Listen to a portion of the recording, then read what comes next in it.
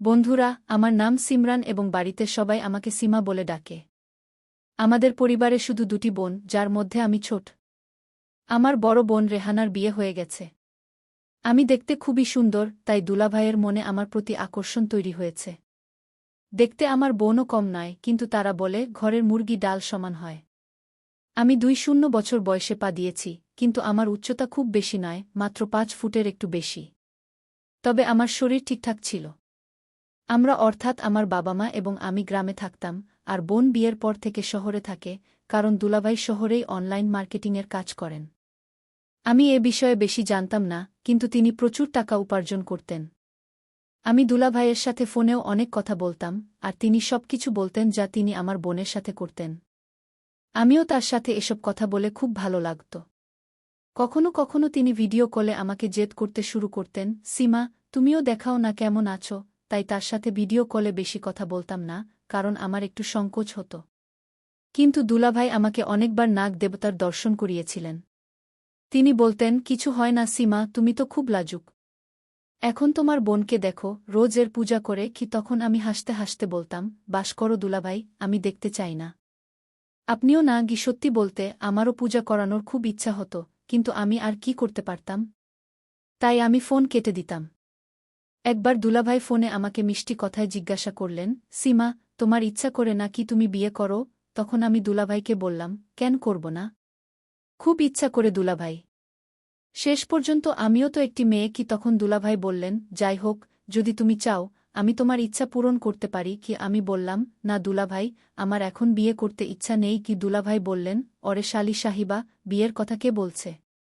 আমি তো তোমাকে বিয়ে ছাড়াই সুখ দিতে চাই। তখন আমি দুলাভাইকে বললাম, চলো, এমন কথা হলে আমি ভেবে বলব গু। আমার দুলাভাই দেখতে খুব স্মার্ট লাগে।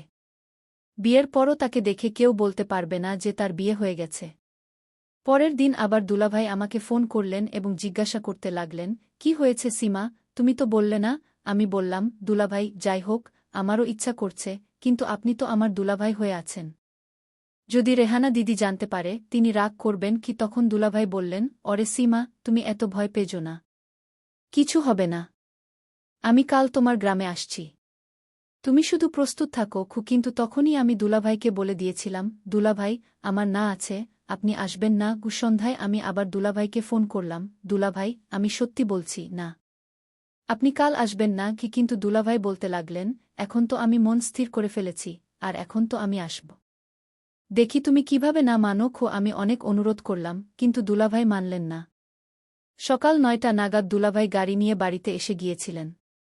বাড়িতে বাবা মাও ছিলেন, তাই দুলাভাই তাদের সাথে বসে গল্প করছিলেন। তিনি এও বলেছিলেন যে তিনি এখানে পাশের বাড়িতে কাজে এসেছিলেন, তাই ভাবলেন দেখা করে যান। আমি রান্নাঘরে খাবার বানাচ্ছিলাম। কিছুক্ষণ পর দুলাভাই সরাসরি রান্নাঘরে চলে এলেন এবং জোরে আমার হাত টেনে ধরে বললেন, কেমন আছো শালি সাহিবা?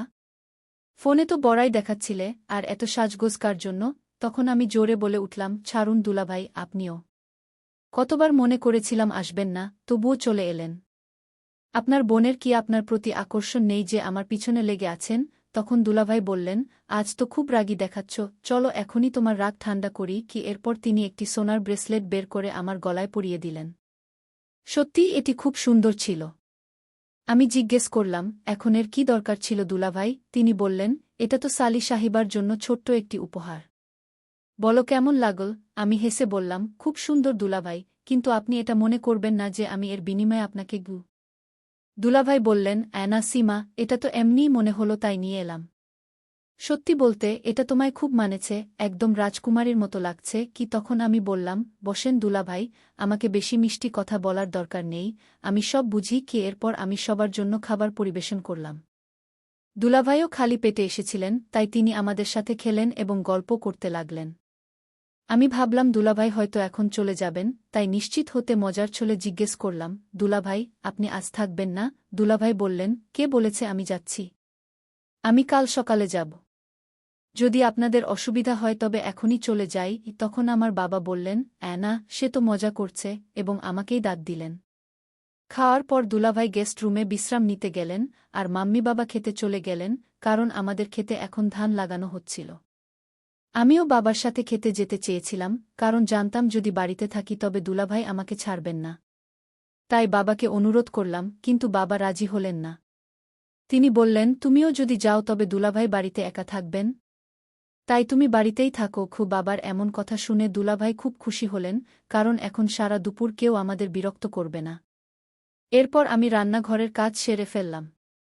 বাবা-মা বাড়ি থেকে বের হওয়ার সাথে সাথেই দুলাভাই আমার পিছে পিছে রান্নাঘরে এলেন এবং আমাকে ধরে গেস্ট রুমে নিয়ে গেলেন। আমি অনেক ছাড়ানোর চেষ্টা করলাম, কিন্তু তিনি মানলেন না। রুমে নিয়ে তিনি আমাকে বিছানায় বসালেন এবং নিজে নিচে বসে আমাকে মানাতে লাগলেন, এবার মানো না সীমা। দুলাভাইকে নিচে বসে থাকতে দেখে আমারও ভালো লাগছিল না, তাই বললাম, দুলাভাই, দয়া করে এমন করবেন না, উঠে বসুন গো। এমন কথা শুনে দুলাভাইয়ের মুখে হাসি ফুটে উঠল এবং তিনি বললেন, চলো মহারানীজির একটু দয়া হল গো।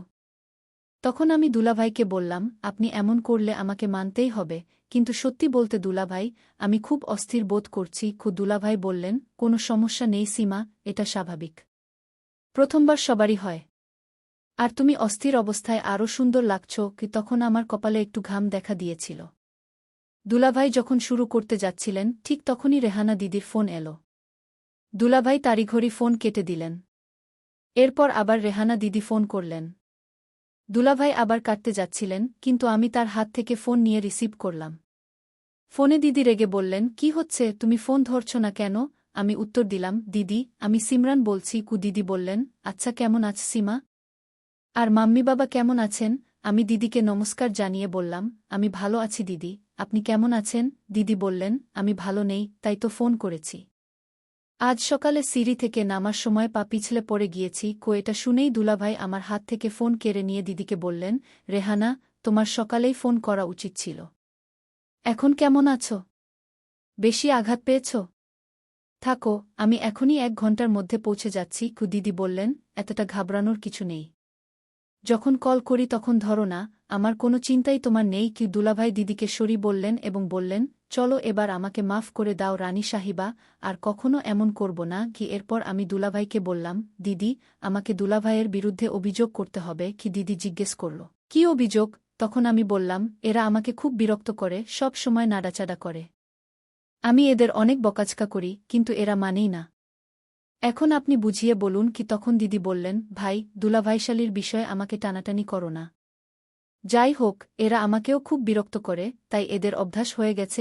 এভাবে বলতে বলতে সে ফোন কেটে দিল। ইতিমধ্যে দুলাভাই দাঁড়িয়ে গিয়েছিলেন এবং আমাকে বললেন, চলো, ঠিক আছে সীমা, এখন আমাকে যেতে হবে। আমি দুলাভাইকে বললাম, আরে থামো না, এত তাড়াতাড়ি কেন? এখন আমি প্রস্তুত। দুলাভাই বললেন, না সীমা, তুমি বুঝতে চেষ্টা করো, রেহানার আমার দরকার হবে। আমি দুলাভাইকে অনেক বুঝালাম, আরে মাত্র আধা ঘন্টার কথা না দুলাভাই, তারপর চলে যেও। কিন্তু দুলাভাই আমার একটি কথাও শুনলেন না। তখন আমার চোখে পানি চলে এল এবং কান্নার সুরে দুলাভাইকে বললাম, প্লিজ দুলাভাই। আমার চোখে পানি দেখে দুলাভাইও আবেগপ্রবণ হয়ে গেলেন এবং বললেন, আরে পাগলি, কাঁদছ কেন? তখনই দুলাভাই আমাকে বিছানায় বসালেন এবং বললেন, চলো, এখন হাসো। তখন আমি দুলাভাইকে বললাম, দুলাভাই, আপনি হয়তো জানেন না, আপনার সাথে কথা বলতে আমার কত ভালো লাগে। আমি আপনাকে বিরক্ত করার জন্য মানা করি। তারপর দুলাভাই আমাকে বুঝিয়ে বললেন, আমি জানি পাগলি, তাই তোমার কথায় আমার খারাপ লাগে না। চলো, এভাবে করো, তুমিও আমার সাথে চলো। এই অজুহাতে তোমার দিদির সাথেও দেখা হয়ে যাবে। দুলাভাইদের মুখে এমন কথা শুনে আমার মুখ খুলে গেল, কিন্তু আমি দুলাভাইকে বললাম, পাপা জানতে দেবেন না, তাদের কে বলবে? দুলাভাই বললেন, রেহানা সামলাবে, তুমি শুধু দ্রুত প্রস্তুত হও। এরপর আমি দ্রুত প্রস্তুত হলাম এবং যখন দুলাভাই রেহানা দিদিকে জানালেন যে আমিও আসছি, দিদিও খুব খুশি হলেন এবং তিনি পাপাকে ফোন করে বললেন। এরপর আমি এবং দুলাভাই শহরের দিকে রওনা হলাম। সারাপথ আমি দুলাভাইয়ের দিকে তাকিয়ে রইলাম। যখন দুলাভাই জিজ্ঞেস করলেন, আমি বললাম, সত্যি সত্যি বলুন দুলাভাই, আপনি শুধু আমার জন্যই গ্রামে এসেছেন না?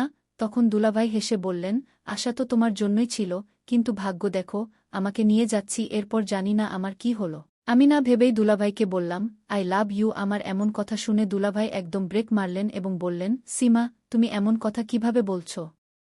তুমি এখনো ছোট, তাই জানো না। আমি তোমার দুলাভাই। আমি বললাম, হ্যাঁ, এতটুকু তো আমি জানি। তখনই আমার আগে পিছে ঘুরছেন? আমি এতটাও ছোট নই। তারপর আমি সরি বলে বললাম, চলো, ঠিক আছে, আজকের পর এমন বলবো না। তখন দুলাভাই বললেন, আমি তো শুধু তোমাকে। তারপর আমি হাত জোট করে বললাম, ঠিক আছে দুলাভাই, আর করব না। পথে একটি গোলগাপ্পের ঠেলা লাগানো ছিল, তাই আমি গোলগাপ্পে খাওয়ার জিদ ধরলাম, কারণ গোলগাপ্পে আমার খুব পছন্দ। এরপর আধা ঘণ্টার মধ্যে আমরা বাড়ি পৌঁছে গেলাম। বাড়িতে দিদির সাথে তার সখী বসেছিলেন, যিনি তাকে হাসপাতাল থেকে চেক করিয়ে এনেছিলেন। আমাকে দেখে রেহানা দিদি খুব খুশি হলেন। দুলাভাই যেতেই দিদিকে ডাঁট লাগাতে শুরু করলেন, তোমাকে কতবার বলেছি রেহানা, ধীরে ধীরে কাজ করো, কিন্তু তুমি আমার কথা শোনোই কোথায়। এরপর দুলাভাই সেখানেই বসে গেলেন এবং আমি ফ্রেশ হতে না হতে চলে গেলাম। নাহার পর আমি রান্নাঘরে সবার জন্য পোয়া বানাচ্ছিলাম, কারণ দুপুরে সবার ক্ষুধা পেয়েছিল। তখন রান্নাঘরে দুলাভাইও চলে এলেন এবং তিনি খুব খুশি লাগছিলেন। যখন আমি তাকে খুশির কারণ জিজ্ঞেস করলাম, তিনি বললেন, সীমা, তুমি যতটা ভালো বাইরে থেকে, তার চেয়ে লক্ষ গুণ ভালো ভিতর থেকে। তখন আমি বললাম, দুলাভাই, আমি তো আগে থেকেই এমন। দুলাভাই বললেন, কিন্তু আমি তো আজই দেখলাম তোমাকে খারাপ নজর থেকে বাঁচানোর তিলক, এবং যখন তুমি সেখানে ওটা করছিলে, তখনই আমি বুঝে গেলাম। আজ তো দুলাভাই লাইভ দর্শনই করলেন, কারণ বাথরুমে একটি জানালা ছিল। তখন আমি চোখ তুলে বললাম, দুলাভাই, দিদি সত্যিই বলে, আপনি বড় বদমাশ, কখনো সোজা হবেন না। তখন দুলাভাই আমার প্রশংসা করে বললেন, আপনার মতো বোনের সাথে থাকলে আমি সোজা হয়ে কি করব। তারপর আমি দুলাভাইকে বললাম, চলো এখন দ্রুত দিদির রুমে যাই, নাশতা করে নিই। দুলাভাই বললেন, নাশতা ভাষাটা ছেড়ে দাও, পরে করব। আগে তুমি আমার সাথে চলো। যেদিন থেকে তোমাকে এমন দেখেছি, আমার 1 মিনিটও থাকতে ইচ্ছে করছে না। তারপর দুলাভাই আমার হাত থেকে নাশতার থালা ছিনিয়ে নিলেন এবং আমাকে নিয়ে যেতে লাগলেন। আমি দুলাভাইকে থামিয়ে বললাম, আরে দুলাভাই, ছেড়ে দিন না, আপনি তো খুব জিদ করেন। আপনি জানেন না বাড়িতে দিদিও আছেন এবং তিনি জেগে আছেন। এত তাড়াতাড়ি কেন? আমরা কাজটা সন্ধ্যায় করে নেব না? যদি দিদি জানতে পারে তাহলে গণ্ডগোল হয়ে যাবে। দুলাভাই বললেন, কিছু জানতে পারবে না, তুমি শুধু চলো। তুমিই তো বলেছিলে যে এটা মাত্র আধা ঘন্টার কথা। কিন্তু ঠিক তখনই দিদি ডাক দিলেন, তোমরা দুজন রান্নাঘরেই লড়াই করতে থাকবে, নাকি নাস্তাও নিয়ে আসবে? আমার খিদে পেয়েছে। তখন দুলাভাই মেনে নিলেন, চলো, এখন জজ সাহেবের অর্ডার চলে এসেছে, তাহলে সন্ধ্যাই করব। এবং আমরা নাস্তা নিয়ে দিদির রুমে চলে গেলাম। আসার সাথে সাথেই দিদি বললেন, অভিনব, তুমি এতটা কেন বিরক্ত করছ? ওই বেচারিকে। দিদির এত কথা শুনে আমিও মোহ তৈরি করে বলতে লাগলাম, দিদি, এরা আমার কথা একদমই শোনে না, সব সময় আমাকে নিয়ে ঠাট্টা করে। এখন আপনি এদের বোঝান। তখন দুলাভাই দিদির হাত ধরে বললেন, ঠিক আছে, আসলেই বাবা, আজ থেকে সব মজামাস্তি বন্ধ। এখন দ্রুত নাস্তা করে নাও, না হলে এটা ঠান্ডা হয়ে যাবে। নাস্তা করার পর দুলাভাই গোসল করতে চলে গেলেন, আর আমি এবং দিদি তার বিয়ের অ্যালবাম দেখতে দেখতে ঘুমিয়ে পড়লাম। সন্ধ্যায় আমি মেঝেতে পোছা দিলাম এবং কিছু কাজ করে দিদির আঙিনায় হাঁটতে লাগলাম। তখন দুলাভাই বললেন, সীমা, আমি বাজারে যাচ্ছি। যদি তোমার কোনো ঘরের জিনিসপত্র লাগে তাহলে বলে দাও। তখন আমি দুলাভাইয়ের সাথে মজা করে বললাম, ঘরের জিনিসপত্র তো সব আছে, কিন্তু আসার সময় আমার জন্য গুলাব জামুন নিয়ে আসবে, আমি খুব পছন্দ করি। এভাবে টাকা বাঁচালে কিছু হবে না। তখন দুলাভাই বললেন, ঠিক আছে, আজ তুমি রান্নাও করো না, আমি বাইরে থেকে নিয়ে আসব। এটা শুনে আমি আরও খুশি হয়ে গেলাম। দুলাভাইয়ের মুখে এমন কথা শুনে দিদি বললেন, আমার জন্য তো কখনো বাইরে থেকে খাবার আনেননি, এখন বোন এসেছে, তাই এত সেবা হচ্ছে। তখন দুলাভাই বললেন, এখন আমাকে অনুমতি দাও রানী সাহেবা, না হলে রাত হয়ে যাবে। দুলাভাই বাজার যাওয়ার পর আমরা সময় কাটানোর জন্য টিভি দেখতে লাগলাম। তারপর রাত 8টার দিকে দুলাভাই ফিরে এলেন, সাথে মিষ্টি এবং খাবারও নিয়ে এলেন। এরপর আমরা একসাথে বসে খাবার খেলাম এবং দুলাভাই আমাদের অনেক হাসালেন। খাবার খাওয়ার পর দুলাভাই দিদিকে রুমে নিয়ে গেলেন এবং তাকে ওষুধ দিলেন, তার মাথা মালিশ করতে লাগলেন। দুলাভাইয়ের সাথে কথা বলতে বলতে দিদির কখন ঘুম এসে গেল বুঝতেই পারলাম না, কারণ ওষুধের প্রভাবও ছিল।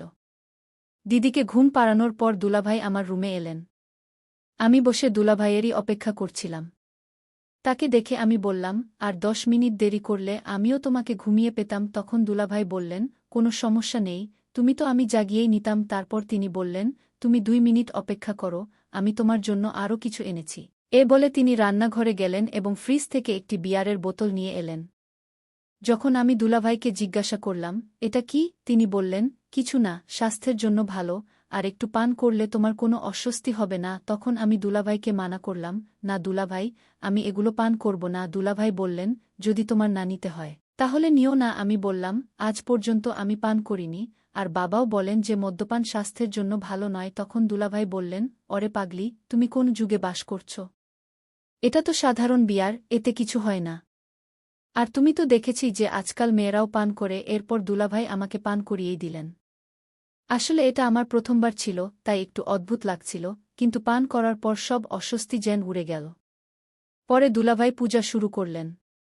দুলাভাই বলছিলেন, হবন কুণ্ডের সাইজ তো খুব ছোট সীমা। তখন আমি দুলাভাইকে বললাম, দুলাভাই, এটা তো আরও ভালো না? পুরোহিতরা তো ছোট হবন কুণ্ডই পছন্দ করেন। এরপর দুলাভাই আধা ঘণ্টা পূজা করলেন এবং পরে ক্লান্ত হয়ে গেলেন। দুলাভাই গঙ্গাজল আমার উপরই ছিটিয়ে দিয়েছিলেন, তাই আমাকে গোসল করতে হল। আমি দুলাভাইকে বললাম, কমপক্ষে এটা তো উপরে ছিটাবে না? দুলাভাই বললেন, কি করব সীমা, পড়ে গেছে। এরপর দুলাভাই তার রুমে চলে গেলেন, আর আমি গোসল করে ঘুমিয়ে পড়লাম। রাতে তো আমি কিছুই বুঝতে পারিনি, কিন্তু সকালে বুঝলাম, কারণ আমার মাথা ধরা শুরু করেছিল। এরপর আমার এবং দুলাভাইয়ের রোজের রুটিন হয়ে গিয়েছিল, পূজা ছাড়া আমাদের ঘুমই আসত না। ওদিকে দিদিও অসুস্থ ছিলেন, তাই দুলাভাইও আমার উপর নির্ভর হয়ে পড়েছিলেন। আমি 2 দিন দুলাভাইয়ের সাথে অনেক মজা করেছি, এবং এর মধ্যে দিদিও সুস্থ হয়ে গিয়েছিলেন। এরপর দুলাভাই আমাকে গ্রামে রেখে চলে এসেছিলেন। তারপর 4 দিন পর দুলাভাইয়ের ফোন এল, এবং তিনি বললেন, সীমা, আসলে তোমার দিদি সব জানতে পেরেছিলেন। তিনি তোমার খাতিরে কিছু বলেননি, কিন্তু যেই আমি কাল বাড়ি ফিরলাম, তিনি আমাকে খুব ডাকাডাকি করলেন এবং আমার সাথে কথা পর্যন্ত বলেননি।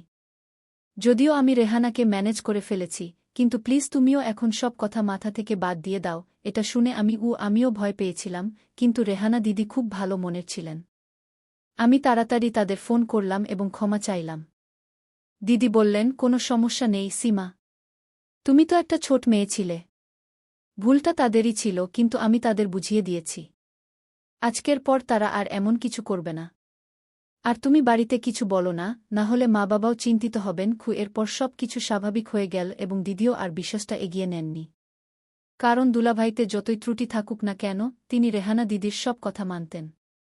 বন্ধুরা, আমাদের গল্পটি যদি আপনার ভালো লেগে থাকে, তাহলে ভিডিওটি লাইক ও শেয়ার করুন এবং চ্যানেলটি সাবস্ক্রাইব করতে ভুলবেন না। ধন্যবাদ।